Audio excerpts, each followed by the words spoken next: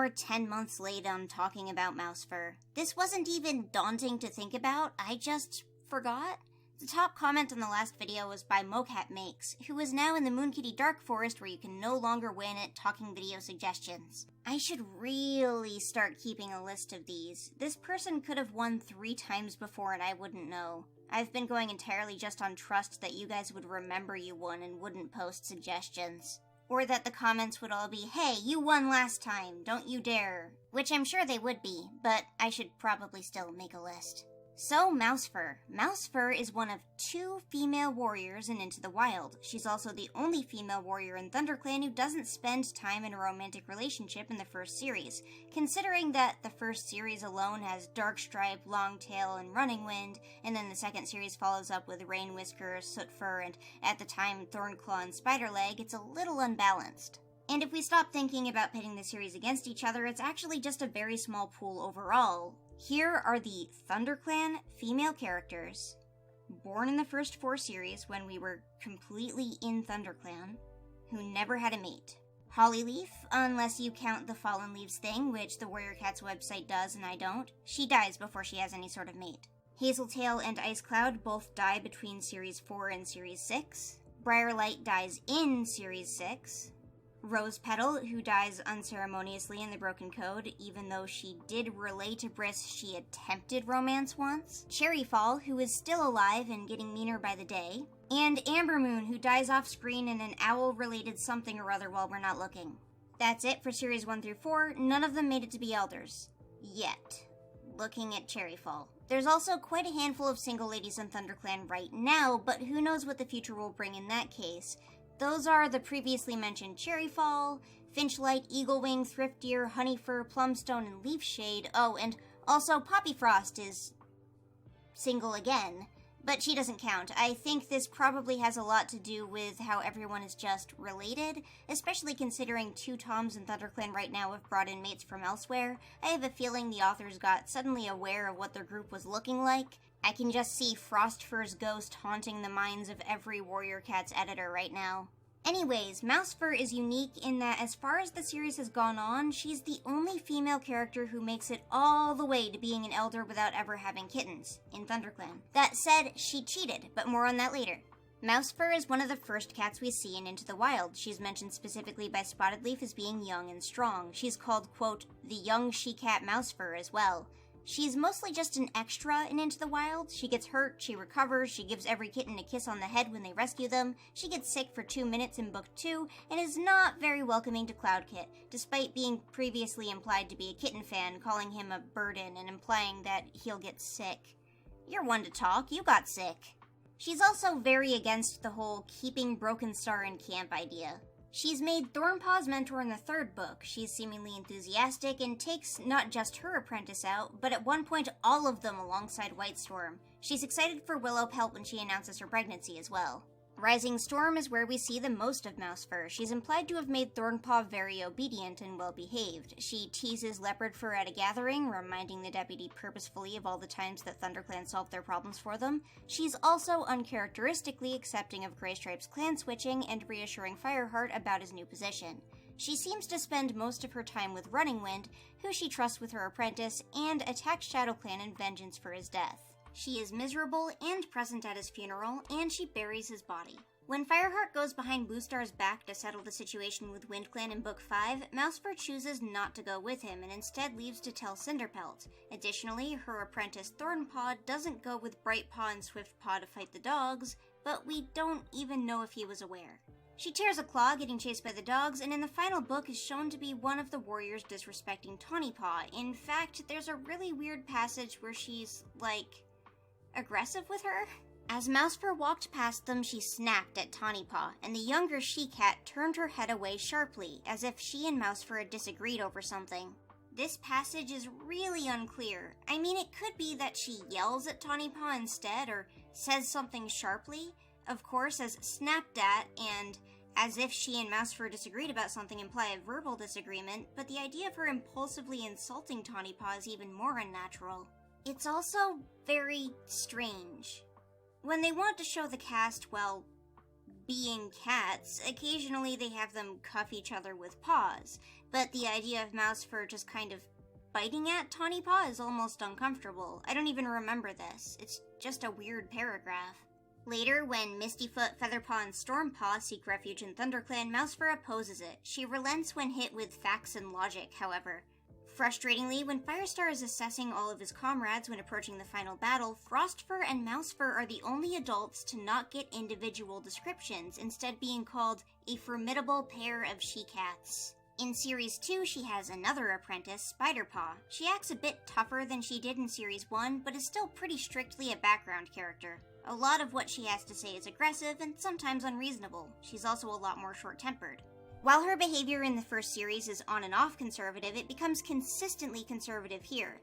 In Book 2, she gets grabbed by a two-leg and dislocates her leg, and that's all she does. In Book 3, she's using most of her scenes trying to look out for Ferncloud, and though she's tolerant of Cody and calls her not bad for a kitty pet, she's also a supporter of moving on in Greystripe's absence. She initially supports Brackenfur over Brambleclaw, but doesn't seem to care who's deputy as long as somebody is. By Book 4 of the New Prophecy, Mousefur is being called older. She starts complaining more and speaking more spitefully. She gets sick more often, and in the same ceremony where her apprentice is made a warrior, Firestar makes her an elder. If we consider her being a young warrior one series before, she really couldn't have been more than a couple years older than Firestar. But no, this is an elder. The wild, random age retcons of the prequel books can run as fast as they can to try and make this one make sense, but Bluestar's prophecy doesn't come out until after Sunrise is out, 3 years after she's made an elder in canon. She just is an elder from this point on, even though she's like 4, and that's the world we live in. So even if Bluestar's prophecy made her twice that old or 3 times that old,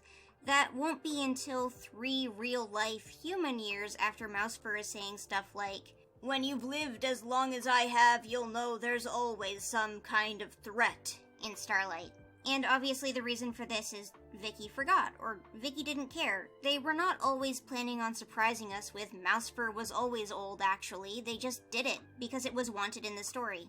Additionally, on some level, if they needed another elder, she was the only option. There isn't anyone old. Every other non-elder cat in the clan started as an apprentice in the last series besides Mousefur. Every adult older than Longtail in ThunderClan is gone by the time it leaves the old territories besides Goldenflower, who I always forget was there. So the whole clan is basically a few years old, and then Goldenflower. But, get over it, Moonkitty. Move on. You cannot be mad they said a cat was young and then said it was super old a year later. You can't. You cannot focus on this. It was simply an authorial mistake. Don't look at the allegiances for One Star's confession. Don't look at the allegiances for One Star's confession. Do not look at the allegiances for One Star's confession. Anyways, from this point on, Mousefur is old. Both of her apprentices, Thornclaw and Spiderleg, end up similarly conservative characters to their mentor. And even if this is accidental world building, I like it, because it implies the influence of their mentor. Additionally, those 2 cats are shown spending time with other cats who share their ideologies, like Dustpelt and Ashfur. From here on out, Mousefur keeps her attitude, but becomes Longtail's buddy. She looks out for him while he protests being looked out for. In the last book of the second arc, she is annoyed. She's bothered by Leafpool leaving and coming back, she's bothered by Stormfur being around, and she calls a meeting together with Dustpelt to complain about ThunderClan allowing loners and kitty pets to join them. She claims it was not in the Warrior Code as she was taught it. I do wonder what Warrior Code she was taught, because Code of the Clans isn't going to come out until next year, 2007. This scene is basically the Mousefur scene. While I don't think it's heavily referenced in the fandom overall, it's her thing. It's her moment to be really awful. And it's also just kind of funny. It's just a legitimately funny scene. After this, Mousefur kind of transitions into being a Jayfeather character. Not in that she acts like Jayfeather, but in that largely she's seen in his chapters, interacts with him, and not really so much the others. This makes sense to some extent as she's old and he's a doctor, but she's in a way part of his circle. Not that she doesn't show up at all in the other 2's chapters, she's just, attached to Jayfeather somewhat. As far as Power of 3 goes, she's a frequently grumpy patient for Jaypaw, a rude word every time someone suggests helping others or taking in needy kittens, and a constant insistence that she doesn't need any help. She seems to genuinely care about her clanmates, although her opinions on everything are just a bit evil. She does have some cute scenes, though. "At this rate, there won't be any apprentices left to fetch moss for my nest." Mousefur complained. Icepaw was bouncing past the elder and stopped to gaze earnestly up at her. I'll always fetch you the softest moss, Mousefur, she promised, even when I'm a warrior. Mousefur purred. Get away with you! She affectionately shooed the young apprentice away with her muzzle. In Sunrise, Mousefur and Longtail talk about Jayfeather and his siblings being brought home as kits, and Leafpool accidentally giving Mousefur milk-stopping herbs is what leads Jayfeather on the correct path to finding out about his parentage. This is like a series of scenes where Jayfeather just keeps bringing her different plants and saying, smell this, is this the one, is this it? Please, I need to know it's really important. Even though there's almost no important situation that would actually be relevant. In-universe, the cats are also very aware of Mousefur's behavior. Sandstorm says, You wait, I'll be the crankiest elder the clans have ever seen. Mousefur will seem sweet and gentle next to me. To which Greystripe responds, And hedgehogs will fly. Additionally, in the first book of Omen of the Stars, we get, She sounded as cranky as ever, which reassured Jayfeather that at least she was managing to cope with the heat. When Mousefur sounds nice and sweet, I'll really start worrying. There are multiple situations where Jayfeather needs to push her to tell him what's wrong with her, or to discover that she's sick. She also starts to spend a lot of time with Purdy as the series goes on. In Fading Echoes, Mousefur is being fussy about leaving the Elder's Den for safety. To get her to leave, Longtail says he'll go get her mouse for her, and a tree falls on him. Mousefur is a wreck after this, even before they find his body, saying, Mousefur paced back and forth, a wail sobbing in her throat. This is my fault. I should be buried under there, not Longtail. She continues to blame herself throughout, both for Longtail's death and Briarlight's injury. In the next book, she's gotten a bit more like her usual self, but Purdy mentions she's still tired and sad. But she seems to largely recover from her guilt and sadness by the end of Omen of the Stars. In The Last Hope, we learn that Mousefur's favorite food is shrew. The end. Okay, I'm lying. Her and Purdy do some training to get back into fighting shape before the battle with the Dark Forest. She is reunited with Longtail's ghost, and then in the very next paragraph, a Dark Forest warrior kills her. It is very uncool. The last we see of her in the main series of Omen of the Stars is her spirit lifting from her body after the battle is won. This isn't everything from her, there's just a little tiny pinch more because of the prequels. You probably know by now that pre-Into the Wild prequel books are some of my least favorites, especially Blue Star's Prophecy, and part of that isn't even the quality of the books. It's just the elements those books introduce to disrupt the main series. For example, I really dislike White Storm being Blue Star's nephew because it makes her actions in the main series and their relationship not really make much sense. She truly loves White Storm in Blue Star's Prophecy, and that's an element that it hurts to lose in the main series, but I'll go more into that another time. Now, my big issue with Mousefur in this sense is the same issue I had earlier. It makes her go from what is canon in Book 1, Mousefur as a young warrior, to, oh, oops, actually she's not, which would be really annoying if that retcon wasn't already in Series 2. The other thing that changes with the prequels is that Running Wind is made her brother. This is basically the one familial retcon that is perfectly fine in my eyes, because Running Wind and Mousefur are meaningfully close in the main series. It doesn't ruin anything unless you shipped them, which I know you didn't as Blue Star's Prophecy came out like 15 years ago. And the one complaint that I have on this subject, where the cats don't spend time together, they don't attend each other's funerals, they don't say each other's names, that's not there with Mousefur and Running Wind. You could completely 100% believe that these two were siblings. It's a retcon that just works. In Blue Star's Prophecy, Mousefur is a kit. That's about it. We don't really see her as an apprentice unless you count the fact that she's in the Allegiances of One Star's Confession. Never mind that she's a warrior in some books that take place earlier. I'm not going to make commentary on what this does to the timeline of her age, unless we want to start insisting that One Whisker was Elder Age in the New Prophecy, and that Mudclaw was way past Elder Age in the New Prophecy, and that Russet Fur was actually 20,000 years old. Mousefur is a kit in Spotted Leaf's heart. She is a warrior in Redtail's debt. There she is used as a reason that ThunderClan retreated, and she shares a vole with Willowpelt. Because she loves voles. We do also see her a couple times dead. Aside from her burial and Purdy missing her a whole bunch, she shows up to give Bramblestar a life for listening to your elders in the Ultimate Guide, which, I think people not listening to her in particular is actually a better idea. Listening to your elders is a better idea when your elders aren't angry and xenophobic.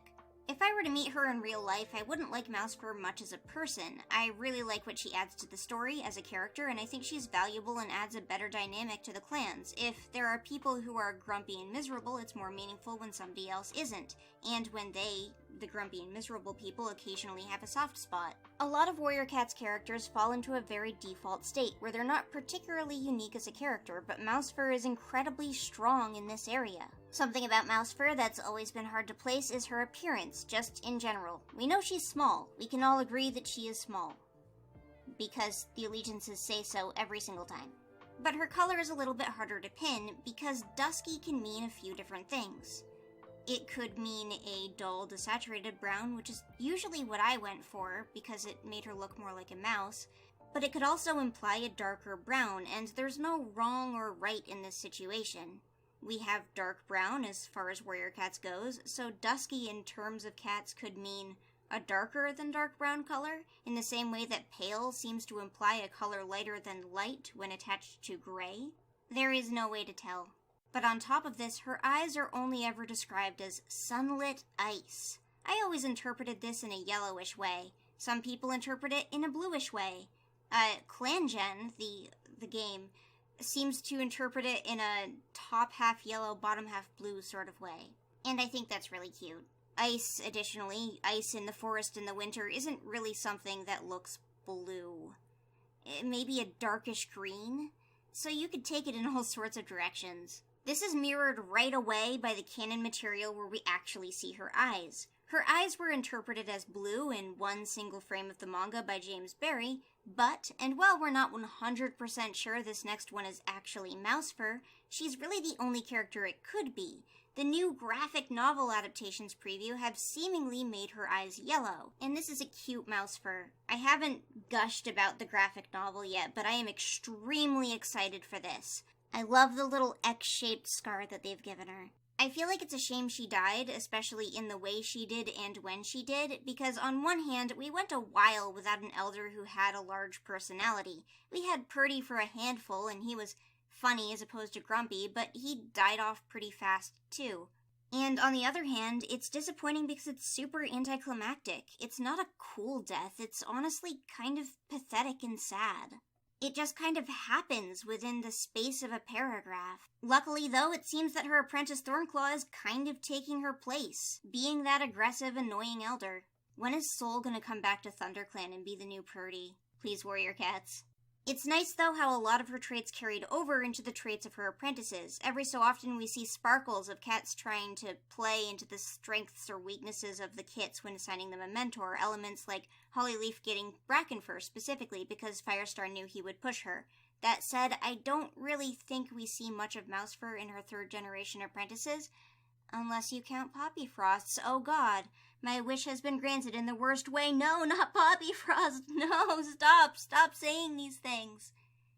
I'm just going to have to support her. I'm going to have to support her in this. I say through tears.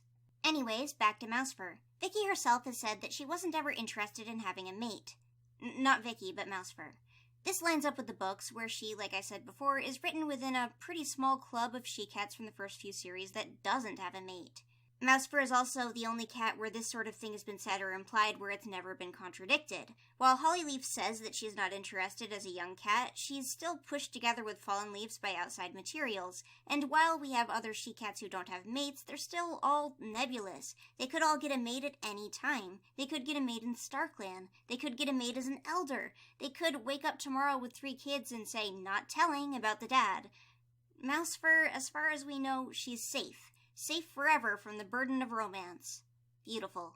Aside from the age thing, her behavior when she was young pretty well lines up with her behavior as an elder. While it's a little bit patchy and she seems to go back and forth from supporting things and not supporting things in the first series, I can definitely see her as both the cat who told Cinderpelt about Fireheart's plans and the one who started a clan meeting because there were too many outsiders in the camp. That feels like the person she's always been, even if she's not always been that old. While she's always been around, she has not always been a strong plot presence. Mousefur was a background character from the beginning and to the end, and she was used for things she needed to be used for. Need a cat to be antagonistic towards Tawny Paw? Mousefur's right there. Need a cat to tell on Fireheart? Mousefur's there. Need a cat to say something snide about kitty pets right next to Fireheart? Mousefur. Nowadays, this role is filled by a few other characters. Blossomfall and Thornclaw, definitely. Cherryfall in the most recent main series book. Bumblestripe is also a really big one when they just need somebody to say something mean lately. And, unfortunately, recently, Poppy Frost. And that about wraps up Mousefur. As usual, the top comment on this video, all you need to include is a cat's name or please talk about cat's name, as long as you've never been picked before, will be the cat topic for the next full talking. Here is the list of cats that I do not want to talk about in such a casual format, so do not suggest them, they will not be picked. Bye bye.